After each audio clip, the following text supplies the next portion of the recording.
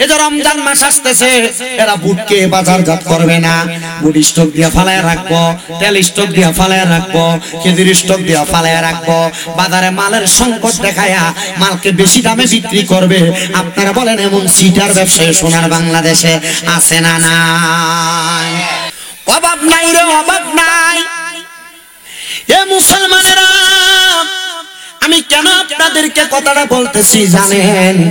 আমি বলার কারণ হইল আপনারা যেন বাংলা সমাজের মধ্যে যা ইনকাম করেন যেন মিথ্যা কথা না বইলা করেন, যেন ওজনে না দিয়া কম না দিয়া করেন, যেন কোনো সময় মানুষের সাথে প্রতারণা কইরা ব্যবসা না করেন। কিন্তু আমাদের সমাজে তো নিচে নামছে, আমাদের সমাজে তো ছোট হয়ে গেছে, সমাজের মানুষের মন এত ছোট হয়ে গেছে, পায়ে পায়ে দ্বন্দ্ব কইরা মা বাবার সম্পত্তি ভাগাভাগি করতে যাইয়া এক ভাই আরেক ভাইয়ের মাথায় বাড়ি দিতে দেরি করে না, ভাই বোনের মাথায় বাড়ি দিতে দেরি করে না, বাবার সম্পদ ভাগাভাগি করতে যাইয়া ভাইটা বাবার মাথার মধ্যে বাড়ি দিতে দেরি করে না।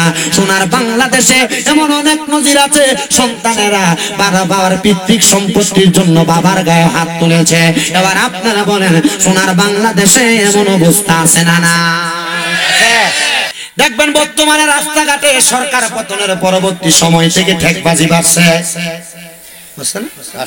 বিভিন্ন জায়গায় মানুষকে মাইরা ফালায়া রাখতেছে, বিভিন্ন জায়গার মধ্যে মানুষের মাল সামান ডাকাতি করে নিয়ে যাচ্ছে। খবর পাইলাম, ফেসবুকে দেখলাম, গতকালকে আপনাদের এই রশিদপুর একটা জায়গা আছে, শ্রীমঙ্গল যাওয়ার পথে সেখানে একটা ডাকাতি হয়েছে, গাছ কেটে ফালায়া রাখা গাড়ি সব মালামাল নিয়ে গেছে, চলতেছে এগুলা। মানুষ তাদের রিজিক অর্জনের জন্য একজন আরেকজনকে আঘাত করতে দেরি করে না, মিথ্যা কথা বলে বলে ব্যবসা বাণিজ্য করে, এমন সিটার ব্যবসায়ীও বাংলাদেশে আছে। আপনারা বলেন বাবারা, আমরা যে খাবার খাই, যেই কামাই করি, ইনকাম করি, রিজিক অর্জন করি, এই রিজিক দেওয়ার মালিক একজন। আপনারা বলেন ওই রিজিক দেওয়ার মালিক কি? আরো মহাব্বতে কোন নাকি? ওই আল্লাহ যদি রিজিক দেয়, দুনিয়ার কোন মানুষ আমাদেরকে বাধা দিয়া রাখতে পারবে না।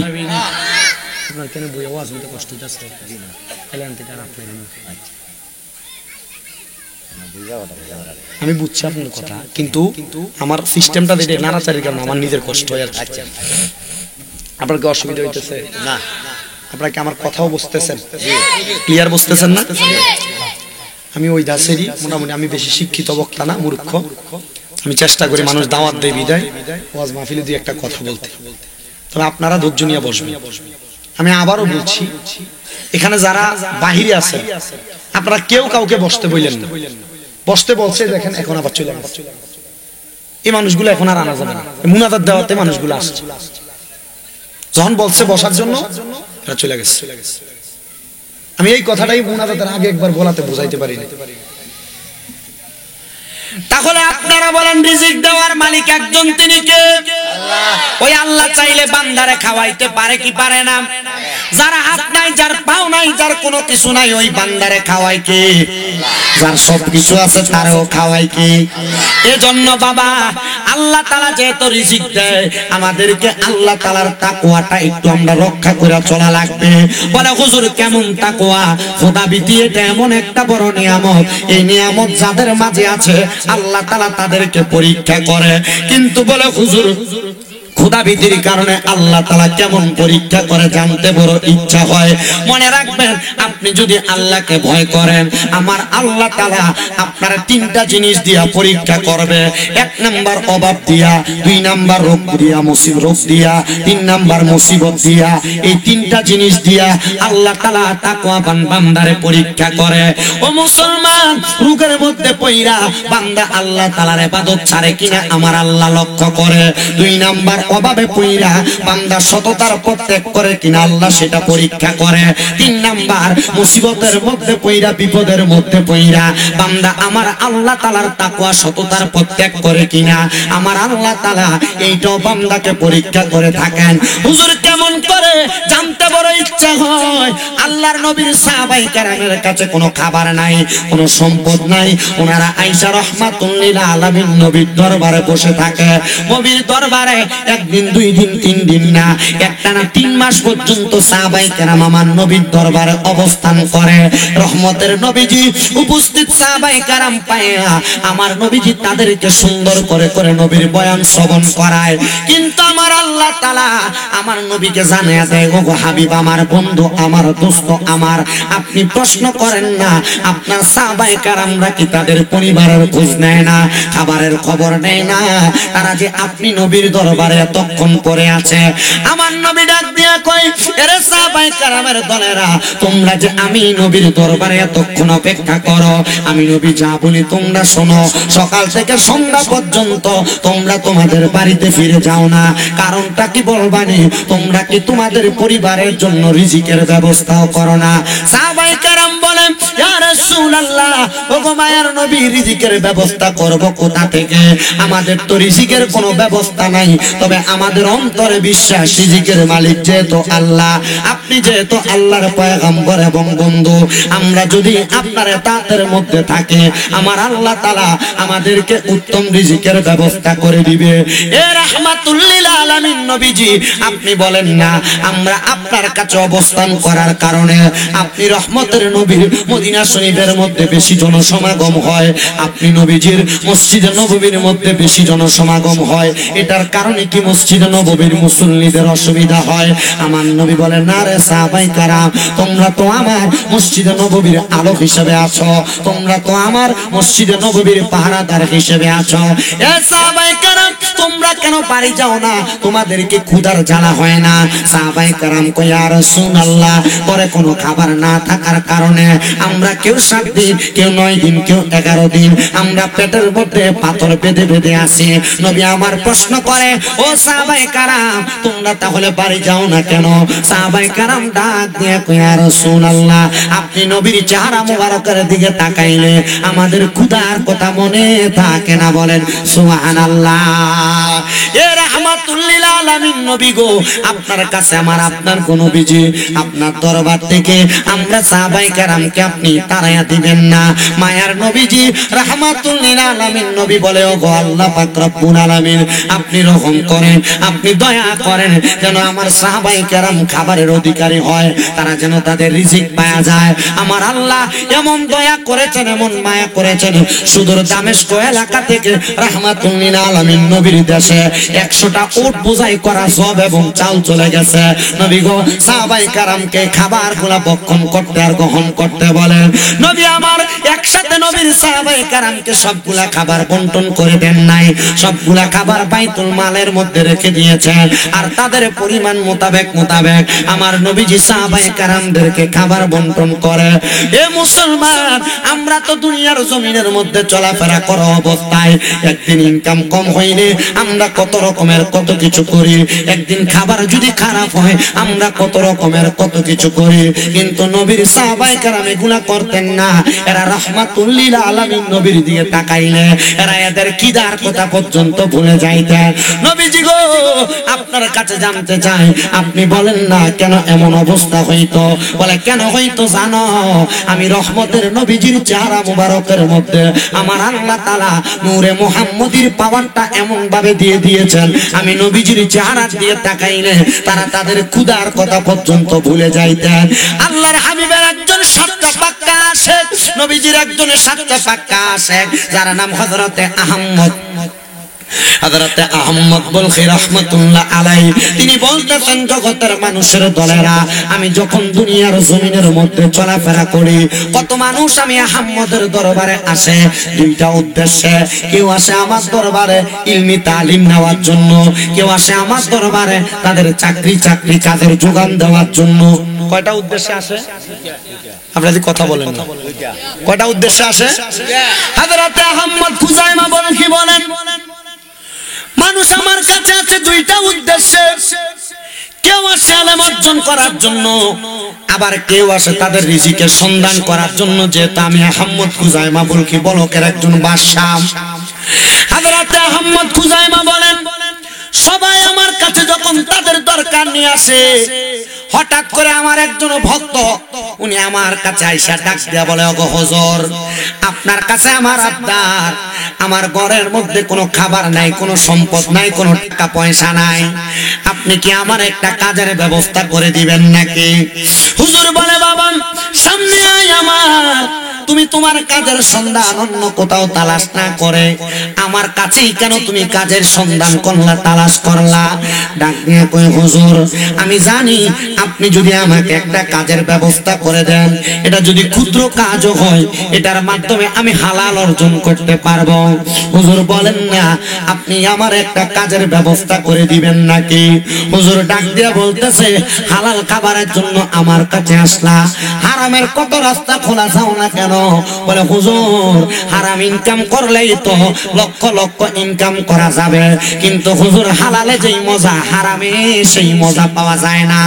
এ মুসলমান, এই রানীগাঁও এলাকায়, সরকারগাঁও এলাকায় বহুত মানুষ আছে, কেউ ভালো ব্যবসা করে, দোকানদারি করে, কেউ চাকরি বাকরি করে, আবার এমন কিছু ইন্টারন্যাশনাল ব্যবসায়ী আছে এরা এলাকার মধ্যে সুদের ব্যবসাও করে। এবার আপনারা বলেন এমন সুদখোর এলাকাতে আছে না না? বহুতটা বলে আছে, বলেন সুদখোর আছে না নাই? কম না বেশি? আস্তে কইছে আরো জোরে কোন, কম না বেশি? এরা সমাজ নষ্ট করে, হারাম খাবার নিজেও খায়, মানুষদেরকে সুন্দর করে হারামের সাথে সম্পৃক্ত করে। মনে রাখবেন গো পর্দার অন্তরালের মা বোনেরা, মনে রাখবেন গো যুব সমাজের ভাইয়েরা, মনে রাখবেন গো মুরব্বী সমাজেরা, মনে রাখবা গো ছোট কচি কাঁচা ভাই বাবারা, দুনিয়ার জমিনের মধ্যে এই সুদ যেই ব্যক্তি খায় তার যেমন অপরাধ, যেই ব্যক্তি সুদের টাকা নেয় তার সমান অপরাধ, যেই ব্যক্তি সুদের টাকা নেওয়া এবং লেনদেনের সাক্ষী হয় ওই ব্যক্তির সমান তালের অপরাধ, যেই ব্যক্তি ওই সাক্ষীর লেখাটা স্ট্যাম্পের মধ্যে লেখা লিখিত আকারে প্রকাশ করে ওই ব্যক্তির সমান তালের অপরাধ হয়ে যায়গা। এবার মুসলমান, এই সুদ শুধু বেড়া মানুষ খায় না, এখন আবার বাড়ি বাড়ি মহিলারও সুদের ব্যবসা করে। এটার একটা নাম দিছে কিস্তির ব্যবসা, কিস্তির ব্যবসা। আপনারা বলেন এমন সুদ মা বোনেরা জড়িত আছে না নাই? এ মোহাব্বতে বলেন আছে না নাই? শুধু তাই নাই রে মুসলমানেরা, ও নবীর উম্মতের দলেরা, এলাকাতে সুদের ব্যবসা করলে মানুষ তারে সুদখোর কইব, এই কথা চিন্তা করে এলাকাতে সুদের ব্যবসা করে না। জায়গা সম্পদ বিক্রি কইরা, ক্ষেত পাথর বন্ধের জায়গা বিক্রি কইরা ব্যাংকের মধ্যে এককালীন টাকা রাখে, আবার ব্যাংকে না পারলে পোস্ট অফিসে রাখে, রাইকে মাসে মাসে তুইল্লা তুইল্লা খায়। এটার নাম দিছে FDR। 10 লাখ টাকা যদি রাখে 10 বছর পরে ডাবল হইব। এবার বলেন এমন ন্যাশনাল সুদখোর বাংলাদেশে আছে না নাই? কথা কোন না? আছে। শুধু এই সুদ না, আপনার বউ আপনার ফার্ম দিয়ে আরেকটা সুদ খাওয়ায়। বলে হুজুর বউ ফার্ম দিয়ে কোন সুদরা খাওয়ায় এটাও জানতে মনে চায়। এ বাবা জানো, তোমার স্ত্রী দেখবা হঠাৎ করে তোমার একদিন বলে, আপনি যে যা ইনকাম করেন সব খরচ করে ফেলেন, আমাদের ছেলেমেয়ের ভবিষ্যৎ কি? ভবিষ্যতের কথা চিন্তা করে আপনারা একটা কাম করায়, ব্যাংকে অ্যাকাউন্ট খোলায়া, এটার নাম হলো DPS। কথা কয় না? এখন সবাই ঠিক কইতো না, কারণ তলে তলে অনেকেই করে রাখছে। এই কথা বলেন আছে না নাই? আছে। আমার এই ওয়াজেক ব্যাংক কর্মকর্তা পাইছে, হুজুর এটি না কইলে হয় না। আমি কইলাম এটা কি হালাল নাকি? হুজুর এটা তো চলে বাংলাদেশে, কি করবেন? হারামটা চলবার আমি বইয়ে দেখি আল্লাহ আমার দিব্যাটা আগুনের গরম কেজি দিয়ে কাটতো না। কথা কয় না? এ বলেন সুদের নামে DPS এর ব্যবসা বাংলাদেশে আছে না নাই? কথা কয় না আছে না নাই? আবার ইন্স্যুরেন্সের নাম দিয়া বাংলাদেশের অনেক মানুষ লাখ লাখ টাকা খোয়াইছে, ইন্স্যুরেন্স কোম্পানি ভাগছে। এমন অনেক হারাম ব্যবসা সোনার বাংলাদেশে আছে না নাই? আছে তো আছে। এ মুসলমান, এই নবীর উম্মতের দলেরা, মনে রাখবারে মুসলমান, এমন হারাম ব্যবসা করে লাখ লাখ টাকা সম্পদ বানায়া মরার পরে শান্তি নাই, মরার আগে শান্তি নাই। বলে হুজুর মরার আগে শান্তি নাই কে কইল? রানীগাঁও বাজারের বড় মুরগিটা তো ইস্যুট করে আগে কিনে, কারণ হারাম টাকা বেশি দাম দিয়ে কিনে, বড় মাছটা তো হারাম করে কিনে আগে। আমি বলবো রে বাবা মনে রাখবা, শুকুরের গোশত খাওয়া এটা হারাম, এটা আমরা সবাই জানি, কিন্তু তুমি এটা জানোনি সুদের টাকা ঘুষের টাকা দিয়া গরুর গোশত কিনা খেলে এটাও হারাম, সুদের টাকা ঘুষের টাকা দিয়া খাসির গোশত কিনা খেলে এটাও হারাম। এবার আপনারা বলেন হারাম সম্পদ খাইবেন না ছাড়বেন? ঠিক কি না? প্রয়োজনে হকারি করবেন শায়েস্তাগঞ্জের মোড়ে, শশা আমরা বাদাম বুট বেচবেন, রিকশা চালাইবেন, মাটি কাটবেন, এমন সুদের ব্যবসার মতো হারাম ব্যবসার সাথে জড়িত হবেন না। আমি আগেই প্রশ্ন করেছিলাম রিজিকের ব্যবস্থা করে একজন, তিনি কি? মারহাবা। ভালো লাগতেছে আমার কাছে আপনারা যে বসছেন। তবে মাইকালা তুমি শোনো, তোমার সাউন্ড সিস্টেম সেটিং সব ভালো, তুমি স্পিকার আউটের মাইকগুলো এক লাইনে দিছো, ঠিক না? হ্যাঁ, দুই লাইনে করলে স্পিকারের সাউন্ড বাড়ে না, দুইটা স্পিকার হইলে না কান সেটা করে লাউনের অবস্থা। কিটা কইছো না? বিষয়টা হইলো আমি তো প্রত্যেকদিন ওয়াজ করি, আমি বুঝি ধারাবাহিক না, সাখালি ওয়াজ করতে না, আর আমি সাখালি তার চা দিতাম না। আপনারা শুনেন মুসলমান ইমানদারের দল, এ হারাম খাবার খাওয়ার চাইতে আপনারা বলেন অল্প টাকার পান্তা ভাত খাওয়া উত্তম না অনুত্তম? না উত্তম না অনুত্তম? আল্লাহর বান্দা আহমদ খুজাইমা বলকির কাছে আগমন করেছে, হুজুর আপনি আমার একটা কাজের ব্যবস্থা করে দেন। হুজুর কি করলেন? একটা কাগজ হাতের মধ্যে নিয়া কাগজটাকে টুকরা টুকরা করলেন, টুকরা টুকরা কইরা হুজুর দোয়া কলমের মাধ্যমে ওই কাগজের মধ্যে কিছু কাজের কথা লিখলেন। উনি লিখলেন ইমামতি, লিখলেন মাটি কাটা, লিখলেন গাছ কাটা, লিখলেন কাঠুরিয়ার কাম, লিখলেন চুরি, লিখলেন ডাকাতি, এমন ভাবে অনেকগুলা কাগজ নিয়ে উনি এভাবে মোড়ায়া পাগলার সামনে দিয়া কয়, এ ভক্তটা নাও তোমার সামনে কাগজগুলা দেওয়া হইল, এখান থেকে যে কোনো একটা কাগজ উঠাইবা, এই কাগজের মধ্যে যে ব্যবসার কথা আসবে তুমি ওই ব্যবসাটা করবা, তুমি ওই ব্যবসা করলে হালাল রিজিক অর্জন করতে পারবা। ডাক দিয়া কয়, হুজুর ও হুজুর গো, আপনি যেহেতু বলছেন আমি একটা কাগজ উঠাইলাম। উনি বলেন কাগজ উঠিয়ে দেখি আমার কাগজের মধ্যে লেখা উঠছে ডাকাইতি করা।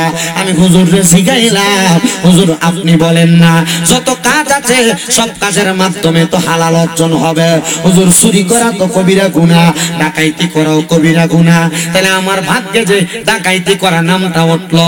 হুজুর বলেন না আমি যে ডাকাইতি করব আমার কি কবিরা গুনাহ হবে না? হুজুর বলে মনে রাখবা লা ইউকাল্লিফুল্লাহু নাফসান ইল্লা উসআহা, আমার আল্লাহ তাআলা কারোর সাধ্যের বাহিরে কোনো কিছু চাপে দেয় না।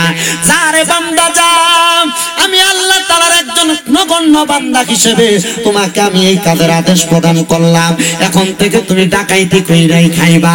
আল্লাহর বান্দা বলে আমি আবার এলাকার সবচাইতে বড় ডাকাত সর্দারের কাছে যায় সমর্পণ কইরা আমি বললাম আপনার সঙ্গে আমি ডাকাইতির সাথে যুক্ত হব। ওই দিন রাত্র বেলায় তারা সবাই গেলেন ডাকাতি করার জন্য, একসাথে 8 জন সদস্য নৌকার মধ্যে বোঝাই করা ডাকাতির সরঞ্জাম নিয়ে যখন নদীর মধ্যে নামলেন সমুদ্র পথে যাওয়ার পরে একজন বড় ব্যবসায়ী মানুষ, উনি ব্যবসা করে বড় এলাকার উপর দিয়ে ওনার মালপত্র নিয়ে যাচ্ছেন, যে নৌকার মধ্যে 2 লক্ষ দিরহামের মালামাল ছিল। আল্লাহর বান্দা বলেন আমরা সবাই ওই নৌকার সামনে দাঁড়ায়া ব্যারিকেড দিয়া আমরা নৌকাটাকে আটকাইলাম, আমরা ওনার মাল সামান গুলা নিয়ে যাব। ডাকাত দলের 8 জন ব্যক্তি তারা তাদের মাল সামান গুলা নেয় নাই, সেই 8 জন ব্যক্তি এই 8 জন যে পুরা নৌকার মধ্যে ব্যারিকেড দিয়া মালওয়ালা নৌকার যত মানুষ ছিল পাহারাদার ছিল তাদেরকে একসাথে আইনা একটা ঘরের মধ্যে অথবা একটা রুমের মধ্যে আবদ্ধ করলেন। আর ডাকাতের যেই ব্যক্তি সরদার তিনি উনার হাতের মধ্যে তরবারি নিয়ে দড়ি নিয়ে উনি দাঁড়ায়া আছে, যিনি বড় ব্যবসায়ী বড় মহাজন, তিনাকে ধরার জন্য আমি ওনার সামনে গেলাম। আপনি কেন তিনাকে ধরেন না? বলে তাকে দেখো যিনি ব্যবসার বড় মহাজন তিনি নামাজ পড়তেছে, ওনার নামাজটা শেষ করুক তারপরে আমি ওনাকে ধরবো। ডাকাত দাঁড়ায় রইলেন, ব্যবসায়ী মানুষটাকে ধরবে, কিন্তু ধরতে পারতেছে না রে বাবা। নামাজ তো শেষ হচ্ছে না। এবার আল্লাহর বান্দাটারে বলতেছে, রে আল্লাহর বান্দা, তুমি যেহেতু আজকে আমাদের সাথে নতুন আসছো ডাকাতি করার জন্য, যা আজকে তোরে দিয়ে আমি এই জায়গার মধ্যে আমার ডাকাতির কর্ম সম্পাদন করাইবো। এই নে তরবারি হাতে নে। সে যেহেতু নামাজ শেষ করে না, তুই আমার তরবারি দিয়া এই নামাজি ব্যক্তির গর্দান আলাদা করে দে। এ মুসলমান, আল্লাহর নবীরা সব সময় একটা দোয়া করতেন মনে মনে। তারা দোয়া করতেন, ইয়া মুকাল্লিবাল কুলুব সাব্বিত কলবি আলা দীনিকা। আপনারা সবাই আমার সাথে পড়েন, ইয়া মুকাল্লিবাল কুলুব সাব্বিত কলবি আলা দীনিকা, ইয়া মুকাল্লিবাল কুলুব সাব্বিত কলবি আলা দীনিকা। হে অন্তরের পরিবর্তনকারী, আপনি আমার অন্তরকে দিনের উপর পরিবর্তন করে দেন। সব নবীরা এই দোয়াটা করতেন এবং করাইতেন। মুসলমানেরা, নবীর উম্মতের দলেরা, আমার উত্তর রানীগাঁও সরকার গ্রামের পাই বাবারা, এবার আল্লাহ তাআলার ওই বান্দাটা যখন হাতে তরবারি নিলেন, চিন্তা করলেন, কি রে, আমার হুজুর বলেছে ডাকাইতির মাধ্যমে আমি হালাল রিজিক পাবো, কিন্তু মানুষ হত্যা করা তো কবিরা গুনাহ। হত্যা করে কামাই করব, এটা তো হালাল হইতে পারে না। কিন্তু আমাদের সমাজে তো নিচে নামছে, আমাদের সমাজে তো ছোট হয়ে গেছে, সমাজের মানুষের মন এত ছোট হয়ে গেছে। পায়ে পায়ে দ্বন্দ্ব কইরা মা বাবার সম্পত্তি ভাগাভাগি করতে যায়া এক ভাই আরেক ভাইয়ের মাথায় বাড়ি দিতে দেরি করে না, ভাই বোনের মাথায় বাড়ি দিতে দেরি করে না। বাবার সম্পদ ভাগাভাগি করতে যাইয়া ভাইটা বাবার মাথার মধ্যে বাড়ি দিতে দেরি করে না। সোনার বাংলাদেশে এমন অনেক নজির আছে, সন্তানেরা বাবার পিতৃক সম্পত্তির জন্য বাবার গায়ে হাত তুলেছে। এবার আপনারা বলেন, সোনার বাংলাদেশে এমন অবস্থা আছে না? না আছে? আছে না? শুধু বাংলাদেশ টোকায়া দেখেন, রানীগাঁও জায়গা সম্পদ নিয়ে দ্বন্দ্বে ভাই ভাইরে মারে। ভাই ভাইরে দেখলে মাতে না, সালাম হয়ে যায় না। মা বাপ মরে গেছে, বোনের সম্পদ বুঝিয়ে দেয় নাই। আছে না এমন সুর? আপনাদের কষ্ট হচ্ছে?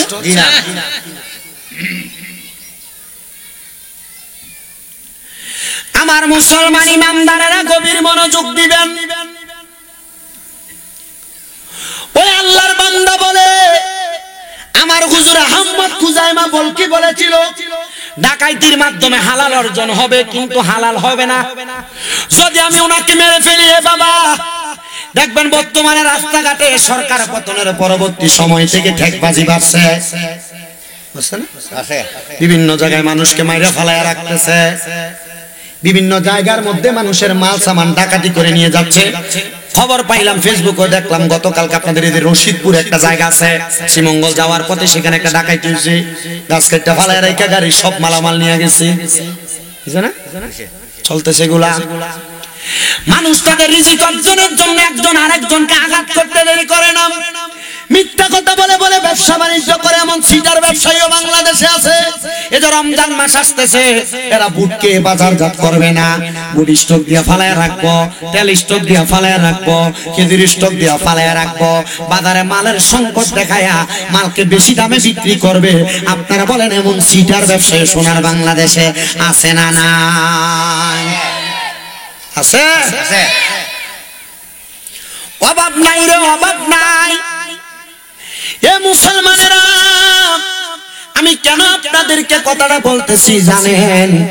আমি বলার কারণ হইল, আপনারা যেন বাংলা সমাজের মধ্যে যা ইনকাম করেন, যেন মিথ্যা কথা না বইলা করেন, যেন ওজনে না দিয়া কম না দিয়া করেন, যেন কোনো সময় মানুষের সাথে প্রতারণা কইরা ব্যবসা না করেন।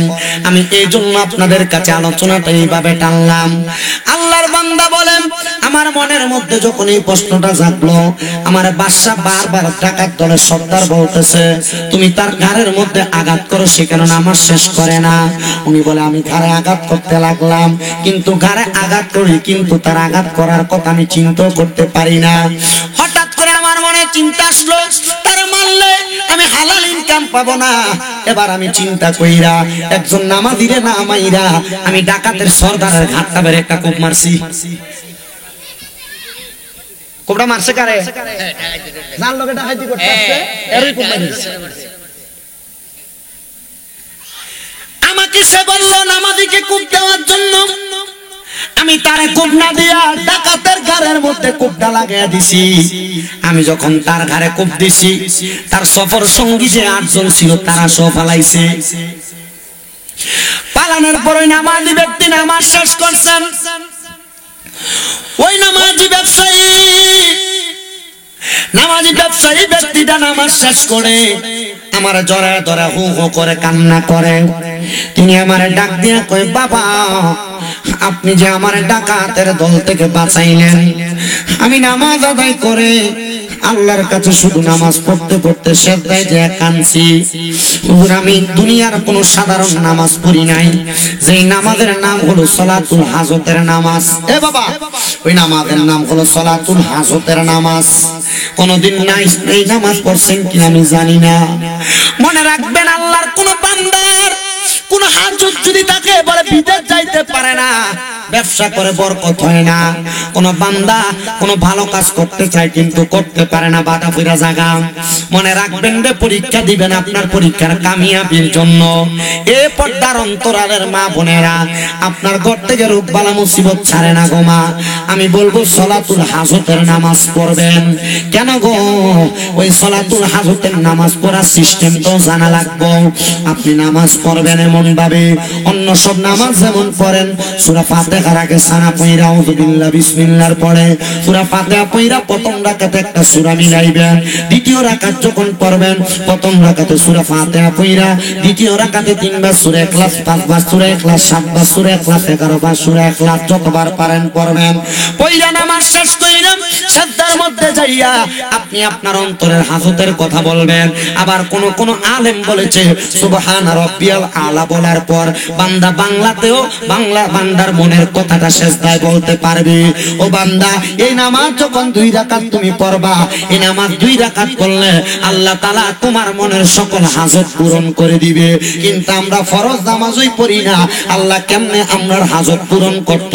আমরা নামাজ পড়ি না, আল্লাহ কেমনে আমরার বিপদ থেকে বাঁচাইতো? আমরা নামাজ পড়ি না, আল্লাহ কেমনে আমরার দুনিয়ার জমিনে অভাব দূর করত, রোগ দূর করত? এবার আপনারা বলেন, সকল বিপদ আপদ থেকে মুক্তির জন্য এবং হালাল রুজি এবং ভালো ইনকামের জন্য আল্লাহ তাআলার ইবাদতে মশগুল থাকার দরকার আছে না নাই? এই মুসলমানেরা, আল্লাহর বান্দা বলেন, উনি আমাকে ওনার পুরো জাহাজের অর্ধেক মাল ছিল, কয় লক্ষ দিরহামের? 2 লক্ষ দিরহামের মাল। অর্ধেক মাল ওই ডাকাতির বড় নৌকার মধ্যে উঠায় দিয়া, জাহাজের মধ্যে উঠায় দিয়া আল্লাহর বান্দাটা বলে, এগুলা তোমার হাদিয়া, তুমি আমার জান বাঁচাইছো, এটার জন্য আমি তোমার হাদিয়া প্রদান করলাম। হুজুর 1 লক্ষ দিরহামের মাল দিয়া দিলেন। আমি তো আমার হুজুরের কাছে গেছিলাম হালাল অর্জন করার জন্য, কামাই ইনকাম করার জন্য। আমার হুজুর বলছে ডাকাইতি করতে গেল হালাল ইনকাম পাবো। আমি ডাকাইতি করি নাই, ডাকাত থেকে আপনি আল্লাহওয়ালা বান্দারে বাঁচাইছি। আর আল্লাহর বান্দা কয়, আমি সালাতুল হাজতের নামাজ পড়ছি, সেজদায় যায় শুধু আল্লাহরে কইছি, আল্লাহ তুমি তারে আমার ডাকাইতে আমার সব মালগুলা ডাকাত থেকে বাঁচাও। আমার আল্লাহ তাআলা এই সালাতুল হাজতের নামাজের উসিলায় আমার সব মালগুলা বাঁচিয়ে দিছে। উনি বলেন, যাও রে যাও, 1 লক্ষ দিরহামের হাদিয়া তোমার প্রদান করা হইল। এ হাদিয়া নিয়ে তুমি বিদায় নিয়ে যাও।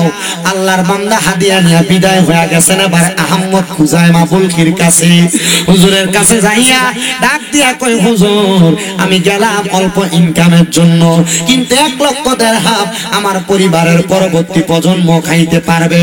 হুজুর এমন উপহার আমি পেয়ে আসলাম। হুজুর কয়, নৌকাতে যে গেলা তারা বাঁচানোর জন্য, তোমার কোনো ক্ষয়ক্ষতি তো হয় নাই। হুজুর আপনি কেমনে জানলে?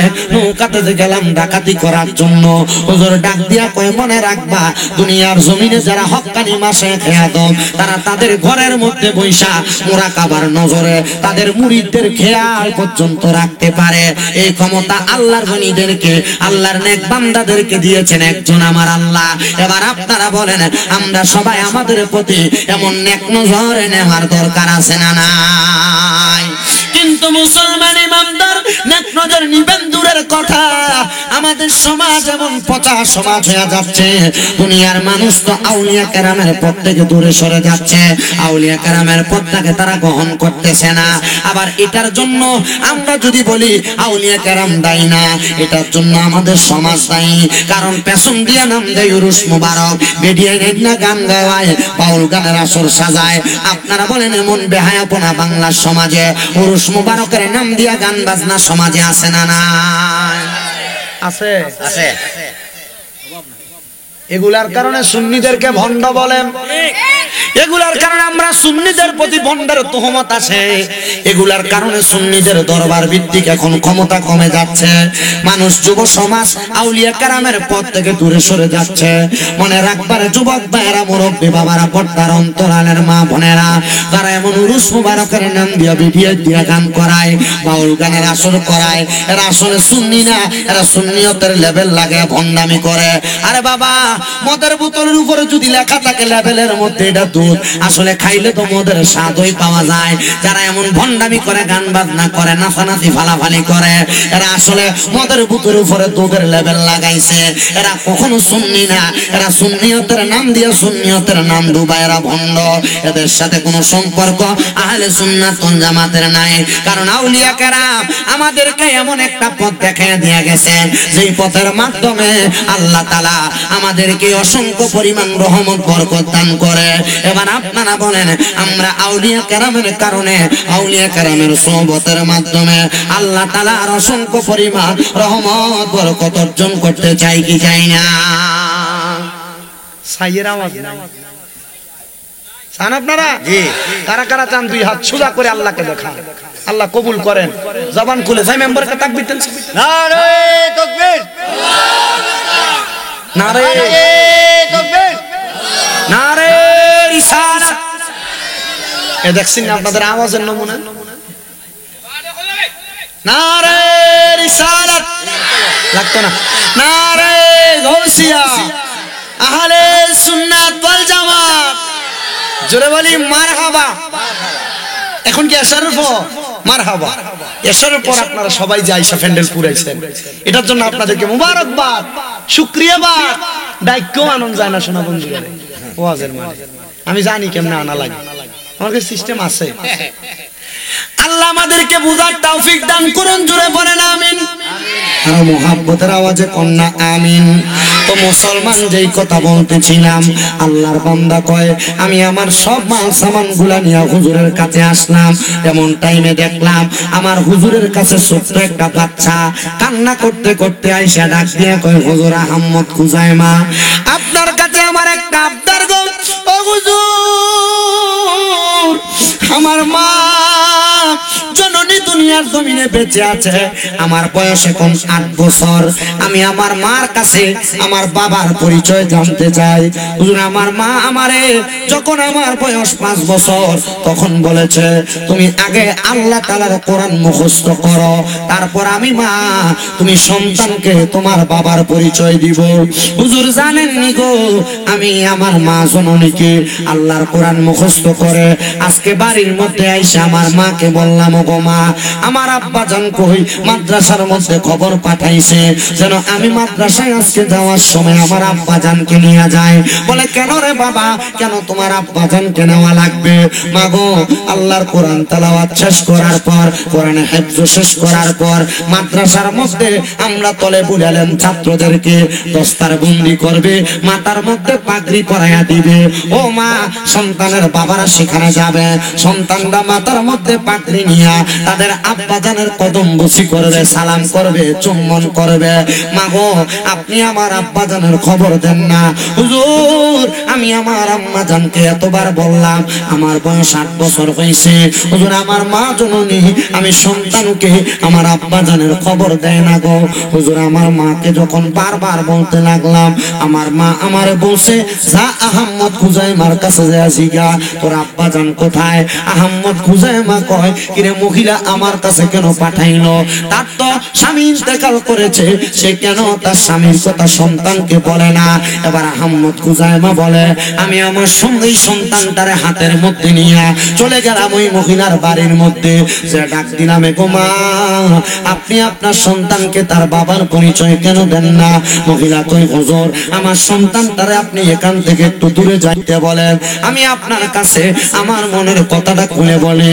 ছেলেটা দূরে যাওয়ার পর ওই মহিলা হযরতে আহমদ খুজাইমারে ডাক দিয়া কইয়া, গো আহমদ খুজাইমা, বলকি আমার স্বামী যে ইন্তেকাল করেছে, আমি আমার সন্তানের বয়স যখন 5 হইছিল, আমি তারে বলছিলাম আল্লাহর কোরআন মুখস্থ করার জন্য। এ হুজুর, আমার সন্তান কোরআন মুখস্থ করেছে, আমি তারে ওয়াদা করছি কোরআন মুখস্থ করে আমার কাছে আইলে আমি তার বাবার খবর, বাবার সন্ধান দিব। ও মা, বাবার সন্ধানের খবর যেহেতু পান না, দেন না কেন গো মা? ডাক দিয়া কই, হুজুর, আমার স্বামী তো কবরে, সন্তানকে বললে সে তো বিশ্বাসও করবে না, আমি কেমনে আমার স্বামীর খবরটা আমার সন্তানকে বলবো? ডাক দিয়া কয়, মা, আপনি বলেন না কেন? বলে, হুজুর, আমার পক্ষে সম্ভব না। বলে, বলেন, সামান্য সময় যদিও কান্না করে, আমার আল্লাহ তাআলা আপনার সন্তানকে সত্য কথা বলে দেওয়ার কারণে হয়তো আপনার স্বামীর কবরের আযাব মাফ করে দিবে। কিন্তু আহমদ খুজাইমা বলে, মা, আপনি যে আপনার সন্তানটাকে বললেন কোরআন খতম শেষ করার পরে তারে বলবেন, কারণটা কি? বলে, আমার স্বামী যখন আমার কোনো সন্তান হয় না, দীর্ঘ 6 বছর আমার স্বামী নিয়ত করেছিল যদি আমাদের একটা সন্তান হয়, এই সন্তানটার একজন হুফাজে কোরআন, হাফেজে কোরআন বানাইবো। হুজুর গো, আমার সন্তান হয়েছে, আমার স্বামী সন্তান হওয়ার আগে ইন্তেকাল করেছে। এ হুজুর, আমার স্বামীর ইন্তেকালের পর সন্তান তো বাবার আদর পায় নাই, আমি আমার সন্তানকে এজন্য আগে বাবার লোভটা দেখাইয়া কোরআন শিখাইছি, যেন আমার মৃত স্বামীর আত্মা শান্তি পায়। কার আত্মা শান্তি পায়? মৃত স্বামীর আত্মা শান্তি পায়। কারণ এই ছেলের বাবা যখন সন্তান 6 বছর পর্যন্ত হয় না, নিয়ত করছে, আল্লাহ আমার একটা সন্তান দিলে তার আমি কোরআনে হাফেজ বানাবো। এই সন্তান জন্মের 3 মাস আগে তার বাবা মারা গেছে। তো মহিলা চিন্তা করলেন, যদি ফুতেরে আমি 5 বছর বয়সে তোর বাবা মারা গেছে, মন ভাঙে যায়, সন্তান কোরআন শিখতো না। তখন আমি চিন্তা করলাম, হুজুর, তার আগে কোরআনে হাফেজ বানাই, এরপরে তার বলবো তার বাবা নেই। মা, তুমি তোমার সন্তানকে বলো। মা জননী বলছেন, এ সন্তান, তোমার আব্বা জান দুনিয়াতে নাই, এই যে সামনে গোরস্থান দেখো, প্রথম যেই কবরটা, এটাই তোমার আব্বা জানের কবর। সন্তান কয়, মা, এতদিন কেন বলেন নাই? এ বাবা, আমি চিন্তা করেছি তোমার বয়স কম, বাবা হারানো ব্যথা তুমি সন্তান সহ্য করবে কিনা। তোমার যে বাবা নাই, তোমার সামনে কোনো বাবা তাদের সন্তানকে আদর করলে তুমি সন্তানের মনে কষ্ট যাইতে পারে, এই জন্য বলি নাই। মা ডাক দিয়া কয়, সন্তান, আমি মারে ক্ষমা করবারে।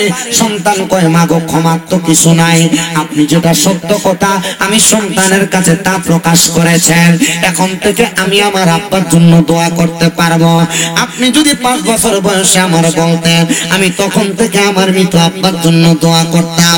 মা গো, আপনি কি জানেন না, কোন সন্তানের মা মারা যাওয়ার পরে, বাবা মারা যাওয়ার পরে, ওই সন্তান যদি রব্বির হামহুমা কামা রব্বায়ানি সগীরা ওয়া কুর রব্বির হামহুমা কামা রব্বায়ানি সগীরা বইলা তার মায়ের জন্য, বাবার জন্য চোখের মণিকোটার মধ্যে একটা মাছির মাথা পরিমাণ পানি চাইরা কান্দে, ওই পানি মাটিতে পড়ার আগে আমার আল্লাহ তাআলা তার মা বাবার জীবনের গুনাহ মাফ করে দেয়। ও আম্মু গো, আমি দোয়া করতে পারি নাই, ঠিক আছে, আপনি আমারে বলছেন আমি দোয়া করব। সন্তান কান্দা বন্ধ কইরা চইলা গেছেন তার মাদ্রাসায় পাগড়ি প্রদান করার জন্য। পাগড়িটা মাথায় লাগায়া সন্তান কান্না করতে করতে বাবার গোরস্থানের সামনে, বাবার কবরের সামনে দাঁড়ায় সকাল থেকে সন্ধ্যা পর্যন্ত আল্লাহ তাআলার কোরআন তেলাওয়াত করছে। এ আব্বুজিরা রে, ওই সন্তান আল্লাহ তাআলার কোরআনটাকে সকাল থেকে সন্ধ্যা পর্যন্ত তেলাওয়াত কইরা সূরা ফাতিহা থেকে সূরা নাস পর্যন্ত পুরা 1 খতম তেলাওয়াত সম্পূর্ণ করেছে। ওই সন্তান আল্লাহর কোরআন তেলাওয়াত কইরা আব্বার কবরের মাটিগুলোর মধ্যে হাত ধরে ধরে কান্দে, আব্বা জান, আপনি যদি দুনিয়াতে থাকতেন গো, আমি তাকে দেখেছি আমার মাদ্রাসার ছাত্ররা তাদের মাথার পাগড়িটা খুইলা তাদের আব্বা জানের মাথার মধ্যে পরাইয়া দিছে। এ আব্বা, কবরে কেমন আছো জানি না গো, তুমি কবরে কেমন আছো জানি না। আমি সন্তান, তুমি আব্বার জন্য আফসোস করি গো। আব্বা গো, ও প্রাণের আব্বা, আপনি কবরে কেমন আছেন জানি না। আল্লাহ তাআলার কাছে ফরিয়াদ জানাই, আল্লাহ তুমি আমার আব্বা জানের কবর নাজাতের ফয়সালা করো। আশিক সুরে সুরে বলে, ভালোবাসি তোমায় বাবা, বুকটা যে যাইছি রে, তোমার কথা হৃদয় মাঝে পড়ছে বারে বারে।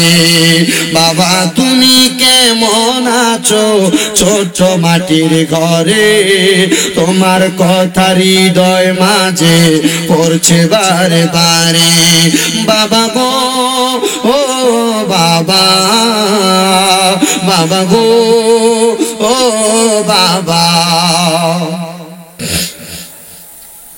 ওই সন্তান যখন কবরের উপরে হাত বুলে বুলে কান্দে, সন্তানের মা দৌড়ে হযরত আহমদ খুজাইমার কাছে গেছে, হুজুর আমার সন্তান কবরস্থানের মধ্যে কান্দে তার আব্বার জন্য, আমি মা এটা দেখে সহ্য করতে পারি না, হুজুর আমার সন্তানটারে নিয়ে আসেন না, আমি মা জননী তার একটু পরে ধরে রাখি। আহমদ খুজাইমা বলেন, আমি তারে নেওয়ার জন্য ওই গুরুস্থানের মধ্যে ঢুইকা তারে জড়ায়া ধরে আমি আমার সাথে আনলাম। সন্তান মাথার পাকড়িটা খুইলা আমি আহমদ খুজাইমার মাথার মধ্যে দিয়া দিছি। এ আব্বুজিরা রে, এ উত্তর রানীগাঁওয়ের বাবারা, এ সরকার গাঁওয়ের মুসলমান ইমানদারের দল, ওই সন্তানটা ডাক দিয়া কয়, মা আমার আব্বা জান যে তো দুনিয়াতে নাই, আমি আমার পাগড়িটা আমার হুজুর আহমদ খুজাইমার মাথায় পরাইয়া দিলাম। সন্তান যখন পাগড়িটা পরাইয়া দিছে, সন্তানের মা তার বুকের মধ্যে জড়ায়া বাড়িতে নিয়ে গেছে। ওই সন্তান বাড়ির মধ্যে যাইয়া মার কুলের মধ্যে মাথা রাইকা রাইকা বাবার আফসোস করে করে শুধু কান্না করে। মা গো, আপনি যে বললেন আমার আব্বার বড় স্বপ্ন ছিল, আজকে যদি আমার আব্বা জান দেখতো আমি সন্তান আল্লাহ তাআলার কোরআন মুখস্থ করে ফেলেছি, তাইলে আমার আব্বা জান আমি সন্তানকে কত আদর করতো, মায়া করতো। মা গো, আপনি আমার আল্লাহ তাআলার কাছে দোয়া করেন, আল্লাহ যেন আমার আব্বা জানকে মাফ করে দেয়।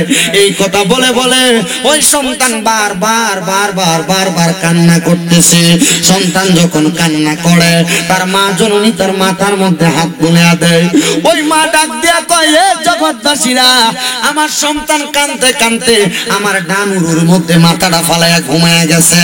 আমার সন্তান যখন ঘুমায়া গেছে, আমি মা আর ঘুমাই না, আমার সন্তানকে মাথাতে আমার উরু থেকে নামাই না, কানের উপর থেকে নামাই না। চিন্তা করলাম ঘুম যদি ভাঙ্গা যায়, সন্তান তার বাবার জন্য বারবার বারবার কান্না করবে। আমি তারা যখন ঘুম পাড়ে দেই, হঠাৎ করে আমার সন্তান আল্লাহু আকবার করে লাফ দিয়া উঠছে। আমি আমার সন্তানকে জিজ্ঞাসা করলাম, এরে আব্বুজি তুমি কেন এমন ভাবে কান্না করতে করতে জাগ্রত হইলা? ওদের আমার সন্তান জাগ্রত হইয়া ডাক্তার দিয়া কয়, মা গো, আমি একটা বড় স্বপ্ন দেখছি গো মা, আমার আব্বা জান অন্ধকার কবরের মধ্যে নাই গো মা, আমার আব্বা জান তো বড় শান্তিতে আছে। বলে কি বলো, তোমার আব্বা জান শান্তিতে আছে, এটা তুমি কেমনে বুঝতে পারলা রে বাবা? সন্তান ডাক দিয়া কয়, মা আমি এমনে এমনে বুঝি নাই, আমি বুঝতে পারছি কেমনে জানেননি? আমি যখন ঘুমায় গেলাম, হঠাৎ করে দেখলাম আমি একটা একা ঘরের মধ্যে বসা। এমন টাইমে ওই একা ঘরের মধ্যে কে জানি একজন হাজির হয়ে গেছে। ওনার শরীরের মধ্যে এমন রাজকীয় পোশাক, সুন্দর পোশাক, আর মাথার মধ্যে সুন্দর পোশাক, সুন্দর একটা মুকুট লাগানো, পাগড়ি পরা। আমি ওনারে দেখা জিজ্ঞাসা করলাম, কে গো আপনি? আপনার পরিচয় কি? বলে, রে সন্তান, আমার পরিচয় সম্পর্কে তুমি জানতে চাও? আমি হইলাম তোমার জন্মদাতা বাবা। এগো আব্বা জান, আপনি নি আমার আব্বা জান। তো আপনি যে মারা গেছেন, আপনার তো কবরে বড় সুন্দর দেখা যায়, শরীরের পোশাক বড় সুন্দর দেখা যায়, বড় নিয়ামতওয়ালা পোশাক দেখা যায়। আব্বা কারণটা কি বলেন না গো? এমন নিয়ামতওয়ালা পোশাক আমার আল্লাহ নিয়ে আপনারে পরাইয়া দিছে।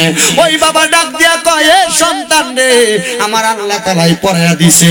তোমার মতো একটা একটা সন্তান আল্লাহ তাআলার কোরআন শিখা শিখা আমি আব্বার জন্য দোয়া করবে, আর আমার আল্লাহ কি আমি বাবার কবরটার আযাব মাফ করবে না। এই জন্য আমার আল্লাহ তাআলা আমি আব্বার কবরের আযাব মাফ করে দিছে। এই রানীগাঁওয়ের সরকার গাঁওয়ের বাবারা, আশেপাশে এলাকা থেকে মুসলমান ইমামদারেরা, আমি জানি না রে আমার কোন মুসল্লি ভাই বাবাদের আজকে জানি বাবা অন্ধকার কবরে, আমি জানি না আমার কোন মুসল্লি ভাই বাবাদের তাদের মা অন্ধকার কবরে। চিন্তা করে দেখো রে সন্তান, তোমার মা বাবা তোমারে বড় কষ্ট করে মানুষ করেছে, নিজে না খেয়ে তোমার মা খাওয়াইছে।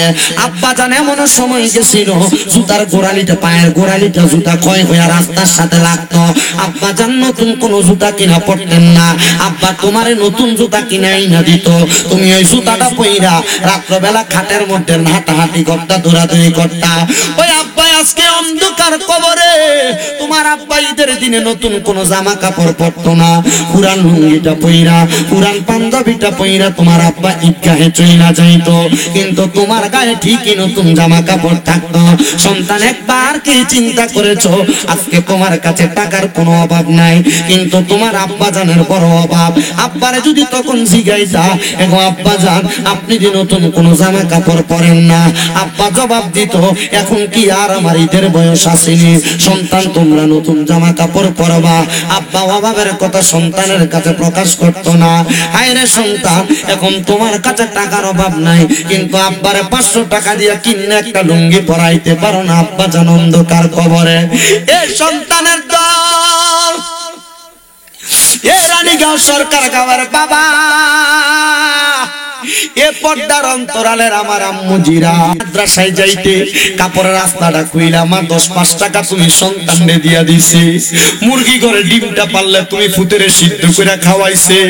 মা জননী ঘরের মধ্যে 3 টুকরা মাছ রান্না করলে, 1 টুকরা বাপে খাইতে, 1 টুকরা তুমি দুপুর বেলা খেয়ে শেষ করতা। মা মায়ের মাছের টুকরাটা রাইখা দিত, আমার জাদুমণি রাত্রবেলা মজা কইরা ভাত খাইব। এখন তোমার ঘরে কত মেহমান খানা খায়, কিন্তু তুমি তোমার আব্বা আম্মারে 1 লোকমা ভাত মুখে তুইলা খাওয়াইতে পারো না। সন্তান লাখ টাকার মালিক হইয়া কি লাভ হইব যদি তোমার টাকা পয়সা দিয়া তুমি তোমার মা বাপরে শান্তি না করতে পারো।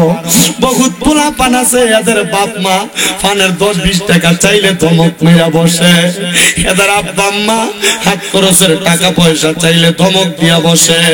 আমি কই মুরে সন্তান, ওই আব্বা আম্মা নিজে না খায়া তোরে খাওয়াইছে, ধমক দিস না রে।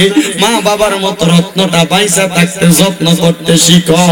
জাননি এই মা বাবার দোয়ার বরকতে তুমি সম্পদওয়ালা হইবা, মা বাবার বদদোয়ার কারণে সম্পদ হারা হইবা। আবার অনেক সম্পদওয়ালা আছে মা বাপরে বাদ দেয় না, মা বাবার অভিশাপ নিয়ে রাখছে। সম্পদের মালিক হইতে পারবা আর আমি ঘুমাইতে পারতা না, কারণ মা বাপের অন্তরে কষ্ট দিলে স্বয়ং আমার আল্লাহ তাআলা কষ্ট পাওয়া যায়। এই জন্য অনেক সন্তানেরা বউ কথার কথাই কইছে, তোমরা 2-3 ভাই তুমি কি লেগা তোমার মা বাপরে একা খাওয়াও, তারার ঘরে কি খাইতে পারে না? এই কথা শুনে মা বাপরে জুদা কইরা দিছো, ভাই ভাই ঝগড়া করে আলাদা হইছো, তুমি তোমার মা বাপরে আলাদা খাওয়াইতাছো। মা বাপ সকালে এক ঘরে খায়, দুপুরে এক ঘরে, রাত্রে এক ঘরে খায়, এই সপ্তাহে এই ঘরে খায়, আরেক সপ্তাহে ওই ঘরে খায়। এই সন্তান আব্বা আম্মার বয়স হইলে খাবারের রুচি পরিবর্তন হয়, কখন কি খাইবো মা বাপ কইতে পারে না। আর তুমি সেই মা বাপরে জুদা করছো, আলাদা করছো না রে সন্তান। কেউ যদি মা বাপরে জুদা কইরা থাকো, আলাদা কইরা থাকো, দে সন্তান তোর পাউডি আমার সামনে দে, আমি আমার জিহ্বাটা দিয়া তোর পাউডা পরিষ্কার কইরা দিমু। ও আদা করবি, এখান থেকে বাড়িতে যাইয়া আম্মা আব্বার পাউডি ধরে মাপ চাইবি, আর কইবি মা এখন থেকে আর আলাদা খাওয়া লাগবে না। মা বাপরে এক করে বয়াইবা, 2-3 ভাই 4 ভাই 5 ভাই যদি হও, সব ঘর থেকে তরকারি নিয়ে তারা সামনে দিবা, আপনারা যেটা মন চাই সেটা দিয়া খান। কেমনে রে তোমরা ওই মা বাপরে আলাদা করে দিয়া রাখছো? এমনও ঘটনা শোনা যায় 3 ভাই ঈদের সময় একজনে কাপড় কিনা দেয়, একজনে মেক্সির কাপড় কিনা দেয়, আরেকজনে আরেকটা ব্লাউজের কাপড় কিনা দেয়। মা বাপ এমনে কেন আলাদা আলাদা খাইতো, এমনে কেমনে আলাদা আলাদা পাইতো? ওই মা বাপ দি না কিনা না ফিরা তোমরা পড়াইছে, আর ওই সন্তানের ঘরে মা বাপের খাওয়ান হয় না, ওই সন্তানের ঘরে মা বাপের জায়গা হয় না। সন্তান রে, আপনারা জানাই তোমাদের কাছে, কেউ যদি এমন কইরা থাকো মা বাবার পাউডি ধরে মাপ চাইবা, আম্মা আব্বার পায়ে ধরে মাপ চাইলে তোমার দাম কমবে না, ইজ্জত কমবে না, সম্মান কমবে না। সন্তান চিন্তা করে হুজুর মাপ চামু তো দূরের কথা, আমি তো 2 ঈদের সময় আম্মা আব্বার পায়ে ধরে সালামি করি না, আমি মাপ চামু কেমনে? আরে মাপ চাওয়া না, মাঝে মাঝে যদি সুযোগ পাও আম্মা আব্বার পাউডির মধ্যে চুমা দিবা। আম্মা আব্বার পায়ে চুমা দিলে আল্লাহর জান্নাতের চৌকাঠে চুমা দেওয়ার বরকত সওয়াব পাওয়া যায়। কিন্তু তোমরা তো এগুলা করো না। আমি জানি না কোন সন্তান জানি মাপ চাইবো, আজকের মাহফিল কবুল হবে কি হবে না এটার গ্যারান্টি কেউ দিতে পারবে না। তবে আমি গুনাহগার মুসাফির কুমিল্লা থেকে আসছি, একটা কথা বইলা দিয়া যায়, আগামী কালকে যদি দেখো সরকার গাওয়ার রানীগাঁওয়ের কোন মুরব্বী দোকানে বৈশা বলে, হ্যাঁ শামীম দাদার কথাটা শুই না, আমার ফুতের বাড়িতে যে আমি বাপের পায়ে ধরে মাপ চাইছি, মনে করবা মাহফিল কবুল হয়ে গেছে। যদি কোনো মা কেউ কাউরে বলে, হ্যাঁ আমার ফুতে দি মাহফিল শুই না আইসা আমি মার পায়ে ধরে মাপ চাইছি, আমার ফুতে তো কোনোদিন আমার লগে কোনো অন্যায় করছে না, মনে রাখবেন মা বাবার পায়ে ধরলে দাম কমে না, সম্মান কমে না, ইজ্জত কমে না রে বাবা, ইজ্জত কমে না। কিন্তু অনেক সন্তান চিন্তা করে হুজুর যাদের বাড়িতে আব্বা আছে তারা বাড়িতে যাইয়া বাবার পায়ে ধরে মাপ চাইবো, আমার তো আব্বা নাই, আমি কার পায়ে ধরে মাপ চাইবো? এ সন্তান, আব্বা যদি অন্ধকার কবরে থাকে আজকের মাহফিলের আখিরি মুনাজাতে আব্বার জন্য বেশি করে দোয়া করবা। অনেকে চিন্তা করে হুজুর যাদের বাড়িতে আম্মা আছে তারা বাড়িতে যাইয়া মার পায়ে ধরে মাপ চাইবো, হুজুর আমার তো বাড়িতে মা নাই, আমি কার পায়ে ধরে মাপ চাইবো? সন্তান মাও নাই বাবাও নাই, মাপ চাওয়ার সুযোগ নাই। এক বেলা ভাত না খাইলে মা বারবার বলতো কিরে পেটটা দি পিঠের লগে লাইগা রইছে, খানা দি খাস না। এখন কেউ তোমার একবার জিগায় না, 2-3 বেলা না খেয়ে থাকলেও কেউ খানার খবর নেয় না। ওই মা অন্ধকার কবরে, কই তোমার কাছে টাকা আছে, মার একটা 500 টাকা দিয়া কিনা কাপড় পরাইতে পারো না। মার বয়সী বাবার বয়সী অনেক মুরব্বীরা চোখের সামনে দিয়ে হাঁটে, এদেরকে দেখলে মা বাবার কথা মনে হয়।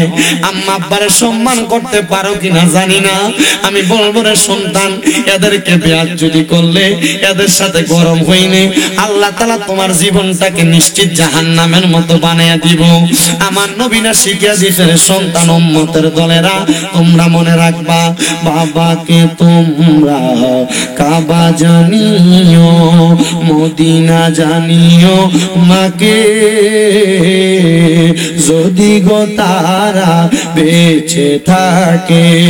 নবী বলে আমি সেবি নাই, সেবিতে পারি না, আমি সেবি নাই, সেবিতে পারি নাই, সেবিও আমার উম্মত, সেবিও আমার উম্মত।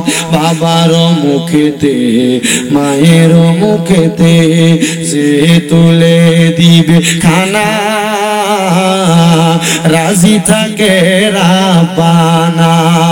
নবী বলেন আমি করি নাই, করিতে পারি নাই, আমি করি নাই, করিতে পারি নাই, করিও আমার উম্মত। পিতা মাতার খেদমত, পিতা মাতার খেদমত। এ সন্তান, আম্মা আব্বা যদি মইরা যায় আম্মা আব্বার কাছে মাপ চাওয়ার কোনো সুযোগ নাই। মুনাজাতের মধ্যে উলামায়ে কেরাম মা বাবার জন্য খাস করে দোয়া করবে। অনেকে চিন্তা করে হুজুর গো আমার মা আমার আব্বা আমারে লাখ লাখ টাকার বাড়ি গাড়ি সম্পদ দিয়া গেছে, খেতে জায়গা দিয়া গেছে, বন্ধে জায়গা দিয়া গেছে।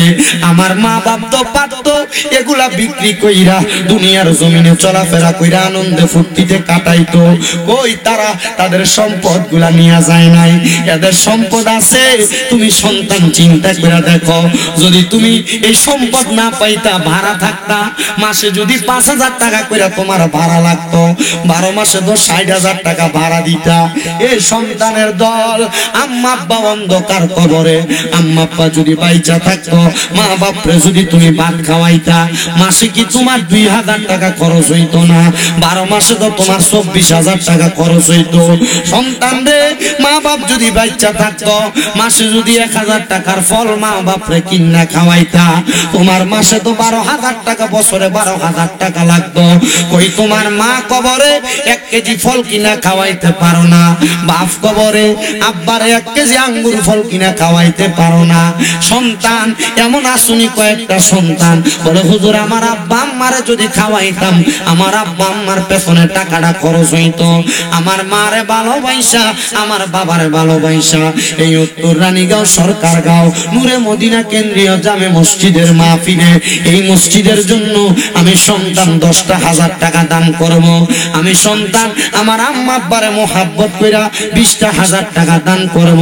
আছেন নাকি একটা সন্তান হাত বাড়াইবেন, হুজুর আমি 20,000 টাকা আমার মা। আল্লাহ আল্লাহ আল্লাহ আল্লাহ জিকির করো, জিকির করো, জিকির করো মুমিন গণ, জিকির করো মুমিন গণ, জিকিরেতে মাওলা রাজি আর রাজি নবী গণ। মারহাবা আল্লাহ আল্লাহ আল্লাহ আল্লাহ আল্লাহ আল্লাহ জিকির করো, জিকির করো, জিকির করো মুমিন গণ, জিকির করো মুমিন গণ, জিকিরেতে মাওলা রাজি আর রাজি নবী গণ। মারহাবা আল্লাহ আল্লাহ হস্তা দিলা সে বিবাদে, সিপা দিলা ডাকতে তারে, নয়ন দিলা দেখি বারে, নয়ন দিলা দেখি বারে, তবু কেন অন্ধ মন জিকির করো। মারহাবা আল্লাহ আল্লাহ আল্লাহ আল্লাহ দিন পরি আর ফেরেশতারা মাওলার জিকির করে তারা, মানুষ হইয়া মানুষ হইয়া তোমরা কেন আল্লাহর জিকির করো না?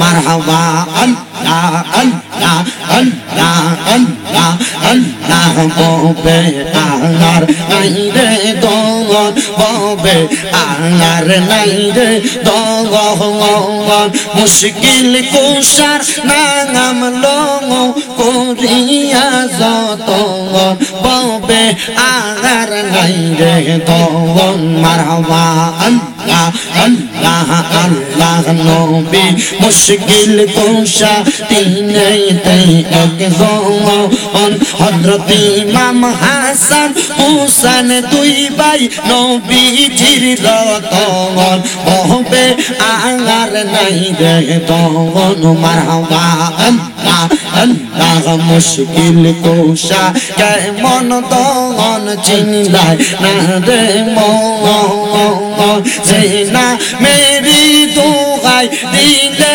দূরে যাই সমর, ববে আর নাই রে দগন। মারহাবা আল্লাহ আল্লাহ আল্লাহ আল্লাহ আল্লাহ আল্লাহ আল্লাহ আল্লাহ আল্লাহ। ইলাহা ইল্লাল্লাহ মুহাম্মাদুর রাসূলুল্লাহ সাল্লাল্লাহু আলাইহি ওয়াসাল্লাম। আল্লাহুম্মা আমিন, আল্লাহুম্মা আমিন। আলহামদুলিল্লাহি রাব্বিল আলামিন। আসসালাতু ওয়াসসালামু আলা রাসূলিল কারীম। রব্বানা যালামনা আনফুসানা ওয়া ইন লাম তাগফির লানা ওয়া তারহামনা লানাকুনান্না মিনাল খাসিরিন। মাবুদ ও দয়াল আল্লাহ, একটু রহমতের নজর কইরা তাকায়া দেখেন গো আল্লাহ। এই হবিগঞ্জ জেলার অন্তর্গত চুনারুঘাট থানাধীন উত্তর রানীগাঁও সরকারগাঁও নূরে মদিনা কেন্দ্রীয় জামে মসজিদের উদ্যোগে চতুর্থ বার্ষিক ইসলামী সুন্নি মহাসম্মেলন সাজাইয়া এই এলাকার আলেম সমাজ, আমার দাড়ি পাকা মুরব্বী বাবারা, যুবক নজুয়ান ভাইয়েরা, ছোট্ট ছোট্ট মাসুম বাচ্চারা, পর্দার অন্তরালের আমার মা বোনেরা সহ আমার কত ভাই বাবারা, মা বোনেরা সোশ্যাল মিডিয়ার মাধ্যমে দেশ বিদেশ থেকে মুনাজাতের মধ্যে শরীক হইছে গো আল্লাহ। যার হাতটা তোমার কাছে মায়া লাগে, পছন্দ হয়, ওই হাতের উসিলায় আমরা প্রত্যেকের জীবনের গুনাহ তুমি আল্লাহ ক্ষমা কইরা দাও মাবুদ। ও দয়াল আল্লাহ, আমরার জীবনের গুনার দিকে তাকাইলে আমরার কাছে বড় ভয় লাগে গো আল্লাহ। না জানে কোন দিন আমরা এই গুনার কারণে তোমার কাছে পাত্র হইয়া ধরা খেয়া যায়। আল্লাহ, এই হাত দুইটা কপালে লাগার আগে আগে আমরার জীবনের গুনাহ মাফ কইরা আমরার বেগুনাহ মাসুম বান্দা বানায়া দাও। এরে আমার এই উত্তর রানীগাঁও সরকারগাঁও এলাকার মা বোনেরা গো, কি গো মা, মাইকের আওয়াজ তোমাদের কানে যায়নি গো মা, মুনাজাত হইতেছে গো মা, আমার আল্লাহর দরবারে আমিন আমিন কইরা দুইটা হাত বাড়াইয়া দেও গো মা। আমাদের বিশ্বাস আছে গো মা, আমার আল্লাহ একটা হাতও খালি ফিরাইয়া দিবে না। মারা গো, তোমরা তো এই এলাকার নাইরি না গো মা। একদিন আসছিলা লাল রঙের বেনারসি শাড়ি পইরা, আর একদিন চইলা যাইবা সাদা মার্কিন কাপড় পরিয়া গো মা। তোমরার মতো কত মা বোনেরা জানি গো অন্ধকার কয়বরে মুর্দা লাশ হইয়া শুইয়া রইছে। আজকের মুনাজাত তারার নসিবে হইছে না। এরে এই এলাকায় এবং আশেপাশে এলাকার ভাই বাবারা রে, মাইকের আওয়াজ তোমাদের কানে যায়নি, মুনাজাত হইতেছে আল্লাহর দরবারে আমিন আমিন কইরা দুইটা হাত বাড়াইয়া দাও। আমাদের বিশ্বাস আমার আল্লাহ কারোর হাত খালি ফিরিয়া দিবে না। বাইরা রে, দুনিয়ার কর্মযোগ্যতা শেষ কইরা দিয়া আসুন রে ভাই, আল্লাহর সান্নিধ্য অর্জন করার জন্য আমরা আমার আল্লাহ তাআলার কাছে দুইটা হাত বাড়াইয়া দেই। দয়াল রে, জানি না কার জন্য জানি আজকের মুনাজাত জীবনের শেষ মুনাজাত কইরা হাত বাড়াইছে। জানি না রে আল্লাহ কোন ভাই বাবা মা বোনের জন্য জানি এই এলাকার বাসমুরার বাসগুলা পাইকা লালে লাল হইয়া রইছে। কোন ভাই বাবা মা বোনের জন্য জানি এলাকার গোরস্থানের মাটিটা পর্যন্ত লাফালাফি করতেছে। জানি না রে আল্লাহ কোন ভাই বাবা মা বোনের জন্য জানি এই এলাকার কাফনের কাপড়ের দোকানে কাপড়গুলা কাইটা পর্যন্ত রেডি করে রাখছে। আল্লাহ, ফরিয়াদ তোমার দরবারে জানাই গো আল্লাহ, আমরার হাত দুইটা কপালে লাগার আগে আগে মরণের সামান রেডি করার তৌফিক দান করো, ইমানের জিন্দেগি দান করো, আমলের জিন্দেগি দান করো। আল্লাহ, আজকের মুনাজাতে কে জানি হাত বাড়াইছে, কার জানি জগতের মধ্যে আব্বা নাই, সেই বাবা রিকশা চালায়া মাটি কাইটা মাথার গাম পায়ে ফালায়া পরের বাড়িতে বদলার কাজ কইরা সন্তানরে মানুষের মতো মানুষ করার জন্য আব্বা নিজের রক্তরে পানি বানাইয়া অন্ধকার কবরের বাসিন্দা। এমন আব্বা যাদের অন্ধকার কবরে রে আল্লাহ, আব্বার কবরটা জান্নাতের বাগান বানাইয়া দাও। ও দয়া, কে জানি হাত বাড়াইছে, কার জানি জগতের মধ্যে মা নাই। হাইরে মা, যেই মারে মা কইয়া ডাকলে কলিজার আগুন পর্যন্ত ঠান্ডা হইয়া যায়, যেই মায়ের দিকে নেক নজরে তাকাইলে কবুল হজের সওয়াব হইয়া যায়, এমন মারে কে জানি মাটি দিয়া আজকের এই রানীগাঁও সরকার গাঁওয়ের মাহফিলে আমি গুনাহগারের সাথে হাত বাড়াই আল্লাহ, এমন মা দুঃখিনী যাদের অন্ধকার কবরে আম্মার কবর জান্নাতের বাগান বানায়া দাও। ও দয়াল রব্বুল আলামিন আল্লাহ, যাদের মা বাবা দুইজনই কবরে, প্রত্যেকের কবর নাজাতের ফয়সালা করো। যাদের মা বাবা বেঁচে আছে গো, হায়াতে তৈয়বা নসিব করে দাও। আম্মা আব্বা অসুস্থ থাকলে পরিপূর্ণ সুস্থতার নিয়ামত দান করো আল্লাহ। বিশেষ করে আজকের মাহফিলে যারা টাকা দিয়া, পয়সা দিয়া, শ্রম দিয়া, বুদ্ধি দিয়া, পরামর্শ দিয়া, মাইক দিয়া, লাইট দিয়া, প্যান্ডেল দিয়া, মিডিয়ার বাইশ সম্মানিত শ্রোতা মণ্ডলী, পুরুষেরা, পর্দার অন্তরালের মা বোনেরা, আল্লাহ সবাইরে তুমি কবুল মঞ্জুর করে নাও। অনেক প্রবাসী ভাইয়েরা বিদেশ থেকে দোয়া চায়, আমার প্রবাসীদের খাস দোয়া তুমি কবুল মঞ্জুর করো। হায়াতে বরকত দাও, মনের আশা পূরণ করো। প্রত্যেকের ব্যবসা বাণিজ্য, কাজে কর্মে, চাকরির মধ্যে বরকত দান করো। যারা পড়ালেখা করে বিদ্যা বুদ্ধি বাড়াইয়া দাও। মানে সম্মান ইজ্জতে জিন্দেগি নসিব করো। এই মাহফিল কিয়ামত পর্যন্ত কবুল মঞ্জুর করো আল্লাহ। মরণ দিবা দুঃখ নাই, তবে বেঈমান বানাইয়া মরণ দিও না। মরণের আগে আমার নবীজির নূরানি চেহারা মুবারক দেখতে দেখতে প্রত্যেকের আখিরি জবানে মধুর কালেমা পড়াইয়া দিয়েন, লা ইলাহা ইল্লাল্লাহু মুহাম্মাদুর রাসূলুল্লাহ সাল্লাল্লাহু আলাইহি ওয়াসাল্লাম। একটা জবানও কেউ বন্ধ রাখবেন না রে বাবারা। আপনারা বলেন, মুনাজাত করে আমরা দোয়া চাইলাম, মাপ চাইলাম, একজনের কাছে তিনি কে?